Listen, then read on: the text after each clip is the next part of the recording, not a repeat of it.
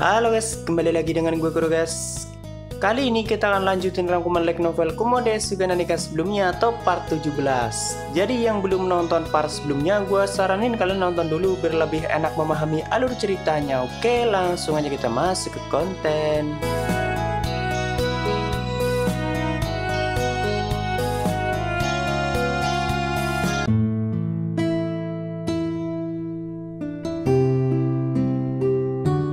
Di sini kita mulai dari sudut pandang Urat guys. Tepatnya saat dia baru tinggal di wilayah iblis, bagi Urat itu adalah kehidupan yang sangat nyaman setelah mengalami masa-masa kelamnya. Dia tidak pernah berpikir akan bisa seperti itu setelah sebelumnya cuma ngamuk dan suatu keajaiban juga bagi dia karena masih bisa selamat dan waras. Kini dia bisa makan tidur tanpa mengkhawatirkan hal-hal lain, saat beda saat dirinya masih menjadi goblin. Untuk mencari makan aja rasanya harus mengalami banyak korban.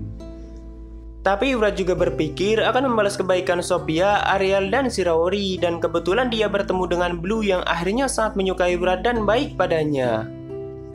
Jadi akhirnya Urat memutuskan masuk ke pasukan Blue atas izin dari Ariel, dan selama itu juga dia terus belajar memahami bahasa iblis dan terus berlatih untuk menjadi lebih kuat agar tidak terlalu mengandalkan skill Uratnya.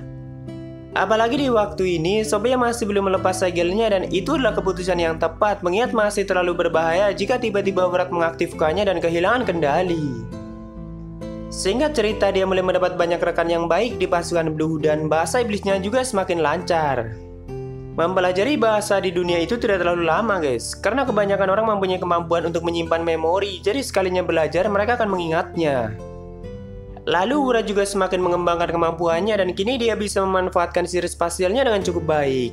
Misalnya di saat dia melakukan pertarungan, maka dengan praktis Urat bisa memunculkan senjatanya lewat ruang spasial. Kalau Shiroori menggambarkannya sih seperti kemampuan Gilgamesh dari Fate series. Cuma di waktu ini Urat belum selancar itu dan masih harus berlatih lebih keras. Lalu singkat cerita, tiba di waktu pasukan Blue bersama Balto akan menggagalkan rencana kudeta yang akan dilakukan penguasa kota utara dan itu akan menjadi misi pertama Urat. Dia lumayan gugup saat itu karena akan menghadapi medan perang yang sesungguhnya dan Urat sendiri masih kurang percaya diri dengan kemampuannya karena dulu selalu mengandalkan mode ngamuk. Setelah melakukan perjalanan selama 2 hari, akhirnya mereka sampai di luar kota utara sedangkan pasukan kudeta mulai menghujani panah sihir dari dalam tembok. Urat yang melihat itu tidak sabar menunggu pasukan penyihir merapalkan mantranya, jadi dia berlari ke arah dinding dan melemparkan pedang kecilnya sehingga membuat ledakan yang cukup dahsyat. Dengan begitu mulai ada celah untuk memasuki kota dan tidak berhenti sampai situ, dia juga mulai membuat celah lain agar pasukan Blue bisa masuk lebih banyak.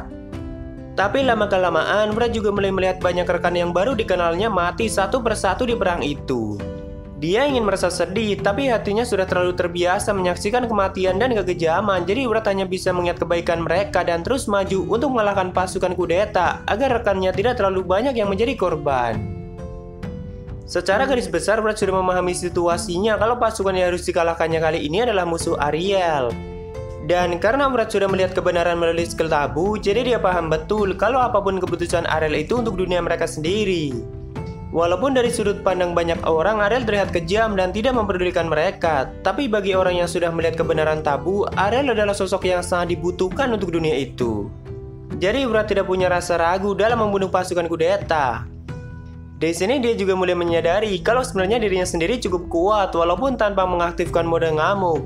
Tapi karena dulu dia selalu bertarung melawan musuh-musuh yang tidak wajar seperti naga Aesiel, Sophia, dan Rhaegar, jadi Urat mengira kalau semua orang sekuat mereka. Makanya tadi dia kurang percaya diri. Tapi ternyata musuh-musuh dia sebelumnya aja yang gak ngotak kekuatannya.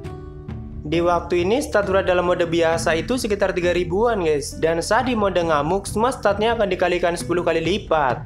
Itu pun belum ditambah dengan Battle Divinity. Jadi kalau dia nanti sudah berkembang dan mencapai stat 10.000 lebih, maka di saat dia mengaktifkan mode beratnya bisa mentok semua itu statnya. Sama aja kayak Ariel. Tak lama kemudian Urat mulai mengincar sisi benteng lainnya, tapi dia juga mulai menyadari kalau ada beberapa penyihir berpakaian hitam yang cukup kuat dan mulai menyerangnya. Akhirnya di sini Urat mulai menggunakan 2 katana andalannya dan menebas mereka satu persatu. Urat juga mulai melihat wujud asli dari penyihir hitam itu yang ternyata adalah seorang elf. Tapi dia tidak habis pikir kenapa ada seorang elf di pihak pasukan kudeta. Karena tidak mau pusing memikirkannya, jadi Wrath berniat menghabisi para elf itu menggunakan amukan dari kekuatan api dan petirnya, dan mereka pun akhirnya tumbang satu persatu.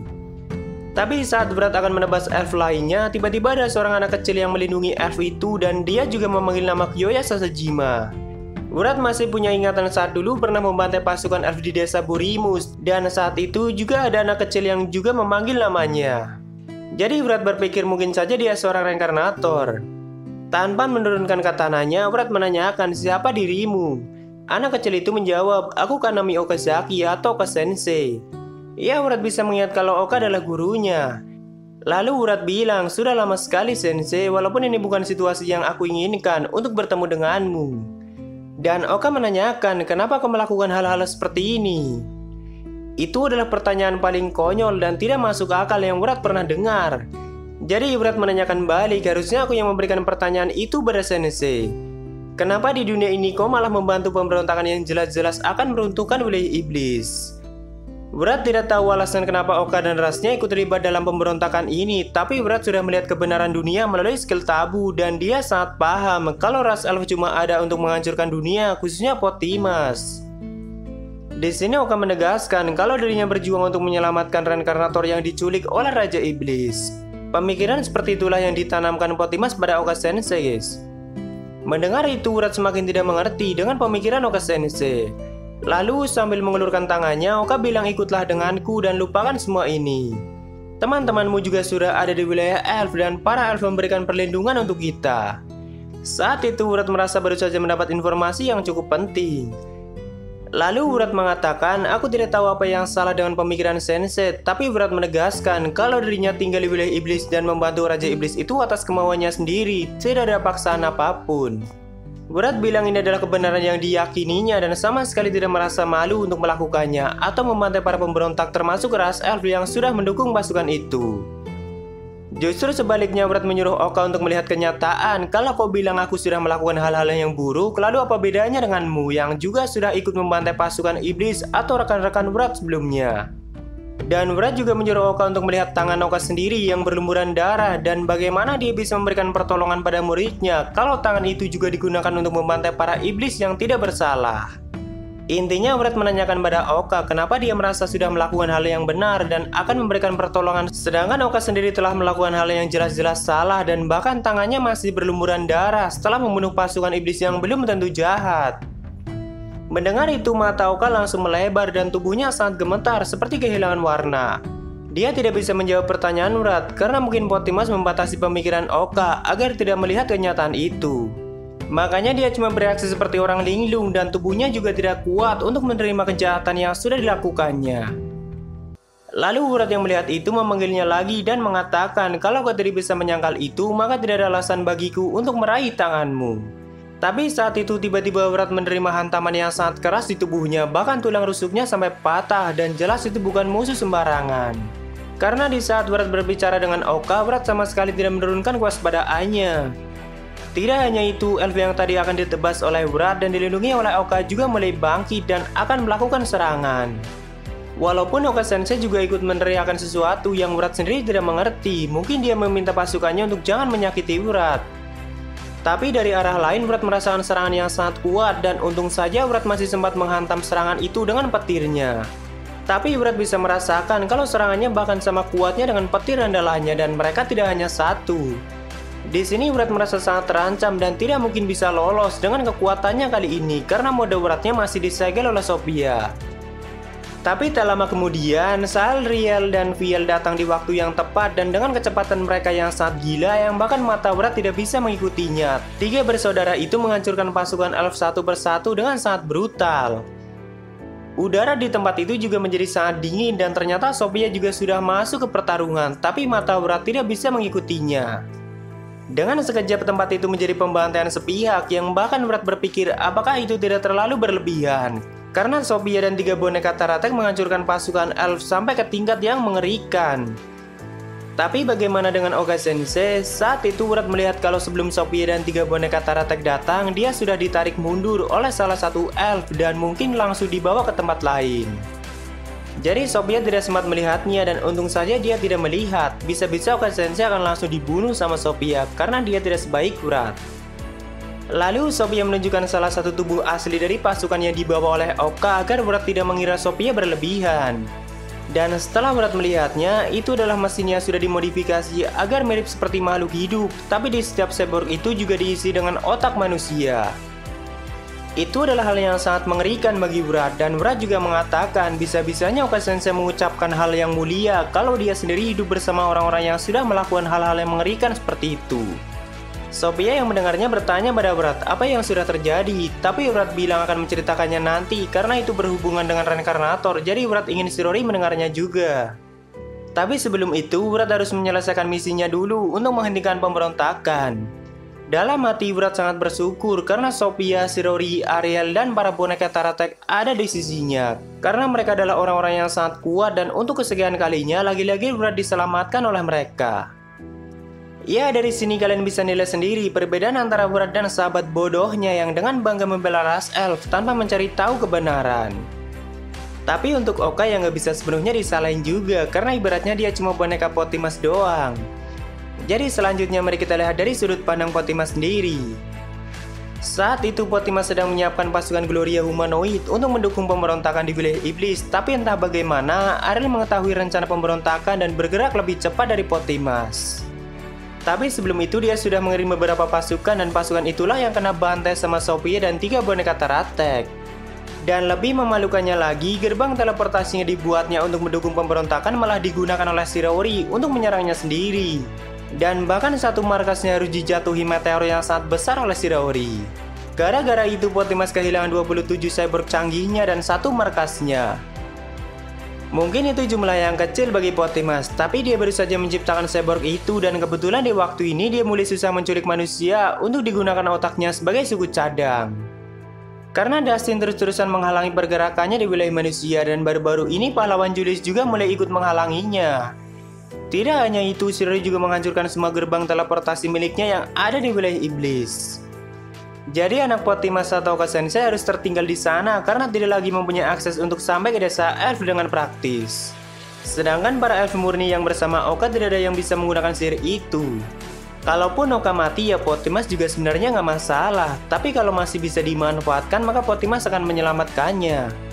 Apalagi Oka mempunyai informasi yang sangat banyak mengenai desa elf dan Potimas sangat tidak ingin kalau sampai Oka jatuh ke tangan Ariel. Jadi akhirnya Potimas mengirim penyihir elf untuk menjemput Oka, tapi mereka tidak berhasil menemukannya.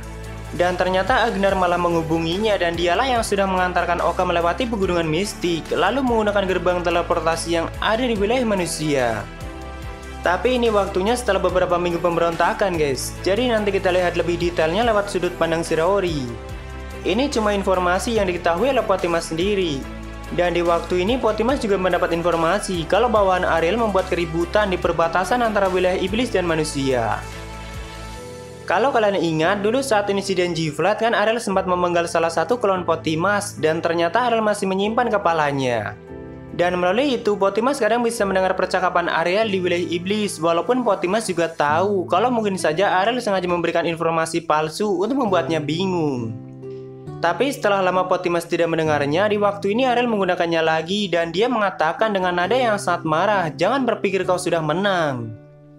Mendengar itu Potimas hanya membalas dengan tawa yang sangat keras. Karena Potimas sedang bahagia banget guys. Rencana dia memang sudah digagalkan dan pasukan Gloria humanoid terbarunya juga sudah dihancurkan beserta satu markasnya. Lalu gerbang teleportasinya juga sudah dimusnahkan. Tapi bagi Potimas itu harga yang sangat kecil karena saat itu dia sedang menikmati kemenangannya yaitu berhasil membunuh orang yang sangat dia benci yaitu Shirori. Potimas kan nggak tahu kalau Shirori sudah memindahkan jiwanya sebelum dia menjatuhkan meteor dan dia mengira kalau Shirori mati di tempat itu. Bahkan Potimas sampai memastikan tubuh Shirori yang sudah hancur dan mungkin hanya tersisa kaki atau tangannya. Dan Potimas belum tahu kalau Shirori itu abadi. Lalu ditambah Ariel yang seolah-olah marah atas kematian Shirori. Padahal itu Shirori yang menyuruh Ariel untuk berakting seperti itu agar Potimas mengira sudah membunuhnya. Ya lagi-lagi Potimas sedang ngelawak guys. Dan gak tahu betapa murkanya dia nanti kalau tahu Shirori ternyata masih hidup. Udah semua rencananya digagalkan, lalu markasnya juga dijatuhi meteor dan masih kena tipu. Parah emang Shirori. Lanjut sama lawakan Potimas guys. Saat itu dia bilang sudah lebih dari ratusan tahun tidak merasakan senyuman sebahagia itu. Bahkan langkah kakinya juga terasa sangat ringan, kata Potimas. Tapi dari chapter ini kita jadi tahu kalau sebenarnya Potimas itu mempunyai ketakutan pada Shiraori yang bahkan bagi dia lebih dari Dustin, Ariel, ataupun Goodie. Potimas malah sama sekali tidak pernah menganggap Ariel sebagai ancaman karena bagi Potimas Ariel itu cuma bocah yang tidak terlalu pintar dan Potimas sangat yakin kalau Ariel tidak akan pernah bisa membunuhnya. Dan nyatanya dari dulu Ariel memang tidak mampu. Makanya di waktu ini Potimas merasa sangat lega karena akhirnya Shiraori bisa mati. Dia bisa seyakin itu juga karena sebelum meteor menghantam markasnya, Potimas menggunakan semua senjata canggihnya untuk menembaki tubuh Shiraori. Dan Shiraori juga sempat merasakan serangan itu, makanya sebelum terlambat dia langsung memindahkan jiwanya. Lalu kita lihat dari perspektif Shiraori, guys. Saat itu Shiraori sedang menjadi salah satu minimis yang tentu saja dia masih berada di ruang dimensi miliknya sendiri. Karena jiwanya dia pindahkan ke situ, tapi butuh waktu berhari-hari bagi dia untuk kembali seperti semula. Jadi untuk sementara dia akan menghabiskan waktu bersama minimisnya yang lain dan mereka sangat banyak di dimensi itu. Tapi sebelum Shiraori pergi ke markas Potimas, dia sudah meninggalkan pesan untuk Sophia kalau dirinya baik-baik saja dan tidak usah khawatir. Sedangkan pertempuran yang berlangsung di kota utara juga sudah selesai dan akhirnya veteran iblis yang menguasai kota itu berhasil ditangkap lalu pasukannya juga sudah menyerah. Otomatis jumlah korban juga tidak terlalu banyak. Dan Wrath cukup berperan besar dalam pertempuran itu, walaupun di akhir mungkin Sophia, Salriel, dan Viel yang memusnahkan pasukan Potimas. Tentu saja itu cuma jadi pembantaian sepihak. Lalu setelah berhari-hari, akhirnya Shiraori kembali pulih dan keluar dari ruang dimensinya. Saat itu dia mendapat undangan untuk menghadiri rapat komandan iblis yang intinya untuk mengadili veteran iblis yang sebelumnya berkhianat. Mera dan Wrath juga ikut di sana. Tapi siapa aja yang hadir, kalian bisa lihat sendiri aja guys. Biar gua nggak terlalu panjang jelasinya.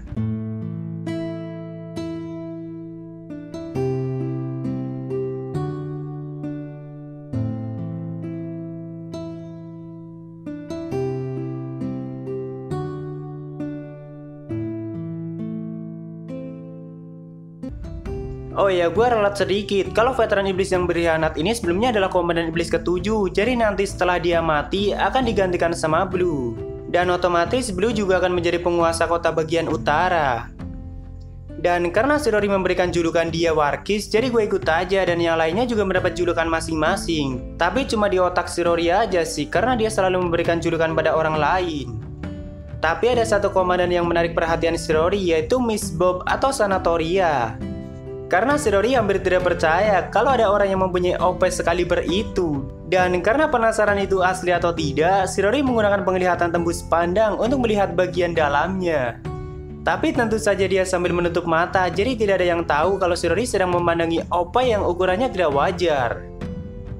Lalu di sebelah Ariel juga ada Agnar yang bahkan wibawanya jauh lebih besar dari Raja Iblis itu sendiri kalau menurut Shiraori. Dia adalah salah satu veteran yang paling tua guys, dan bahkan sangat dihormati oleh veteran iblis lainnya. Dan Ariel juga pernah bilang kalau Agnar hampir sama kuatnya dengan Raja Iblis sebelumnya, yang berarti dia iblis terkuat saat ini setelah Raja Iblis itu sendiri. Tentu saja suasana saat itu sangat tegang, tapi kita langsung masuk ke intinya aja. Saat itu Ariel menjelaskan pemberontakan yang akan dilakukan oleh Warkis, dan sebenarnya mereka juga sudah tahu, malahan beberapa dari mereka juga secara tidak langsung terlibat. Dan Ariel mengatakan kalau Shiraori lah yang sudah mengetahui semua rencana Warkis, jadi otomatis semuanya langsung melihat Shiraori. Tanpa basa-basi, Ariel bilang akan memberikan hukuman mati pada Warkis, dan dia menanyakan apakah ada yang keberatan dengan itu. Sedangkan untuk bawahan Warkis dan pihak lainnya membantunya, Ariel akan mengurusnya nanti. Dan ternyata tidak ada yang keberatan dengan itu, jadi sudah diputuskan kalau Warkis akan dieksekusi. Setelah itu, Ariel mengizinkan Warkis untuk mengucapkan kalimat terakhir. Tanpa keraguan sedikit pun, dia bilang dirinya melakukan hal yang seharusnya dan tidak merasa menjadi pengkhianat. Justru kalianlah pengkhianat yang sesungguhnya karena mau diperintah oleh bocah yang hanya akan membawa ras iblis menuju peperangan, atau Ariel yang dia maksud.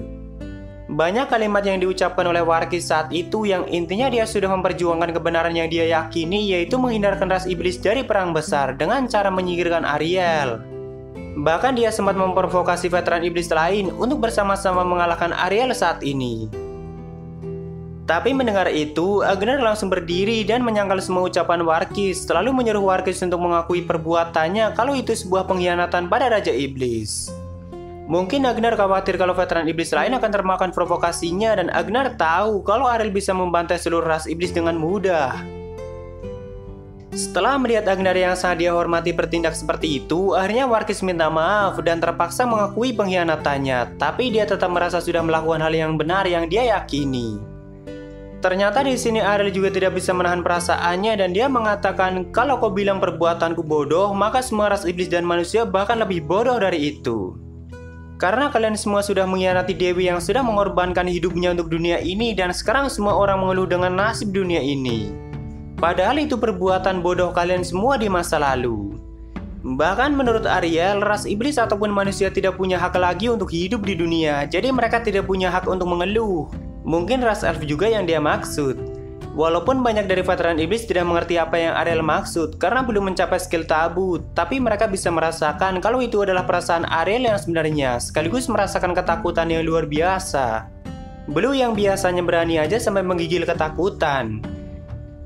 Sebenarnya Ariel juga sangat berat mengambil peran itu, tapi jika tidak ada perang, maka energi Emma tidak akan pulih dan dunia mereka akan hancur. Lalu pengorbanan Dewi Sariel yang sangat Ariel sayangi juga akan sia-sia. Intinya seperti itu sih, cuma hanya sedikit orang yang mengetahuinya, dan walaupun diceritakan juga mereka tidak akan percaya. Sedangkan untuk mencapai level tabu itu tidak mudah. Tapi Ariel sudah siap menerima kebencian dari semua orang selama dia bisa menyelamatkan dunia itu demi keinginan Dewi Sariel. Saat itu, Ariel menyuruh Blue untuk mengeksekusi Warkis, dan tentu saja Blue sangat kaget dan tidak mau melakukannya. Cuma di sini Ariel ingin menguji tekad Blue sekaligus memberikan pelajaran bagi Blue, karena Ariel tidak ingin di masa depan nanti Blue ada di posisi Warkis. Tentu itu sangat berat bagi Blue karena Warkis juga veteran iblis yang sangat dia hormati. Tapi Balto yang tidak ingin adiknya menjadi korban keganasan Ariel meyakinkan Blue untuk menuruti perintah Ariel. Lalu Ariel pun melemparkan satu pisau ke meja Blue, dan dengan tangan yang gemetar akhirnya Blue memegang pisau itu. Tapi melihat Blue yang ragu-ragu, Warkis malah berlari ke arah Blue dan menghantamkan dirinya sendiri ke arah pisau yang dipegang oleh Blue. Lalu Warkis bilang, aku tidak akan membiarkanmu mendapat XP dariku, jadi Warkis akhirnya memenggal kepalanya sendiri. Karena jika Blue yang membunuhnya, maka akan mendapat peningkatan stat yang lumayan banyak, soalnya Warkis juga iblis yang kuat. Bahkan Blue masih terdiam dengan tubuh yang gemetar, ditambah Ariel memutuskan Blue untuk menggantikan posisi Warkis atau menjadi komandan iblis ke-7. Saat itu, Ariel juga mencopot jabatan komandan ke-8, 9, dan 10, dan mereka juga sudah tidak efektif untuk menjadi komandan, malahan lebih baik mengurus pekerjaan lain di wilayah iblis. Setelah itu, Ariel membubarkan mereka semua kecuali Shirori, Wrath, dan Merah, karena Wrath akan membicarakan sesuatu.